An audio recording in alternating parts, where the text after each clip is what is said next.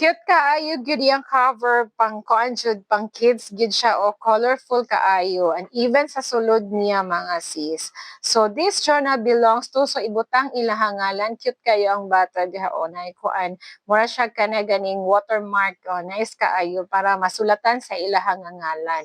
And then din ha naapo diri sa Proverbs diha na Bible verse nga gibutang and then naapo diri ang Dear God dayon ilang isulat ang ilahang prayer ana ang adlaw and then naapo diri ang today I am grateful for then ilahang more verse o unsay ilahang i-pray kinsay ilang i-pray o kinsay ilahang pangayuan og sorry or mga iba sila sorry sa Ginoo. So ilang nga isulat na dira.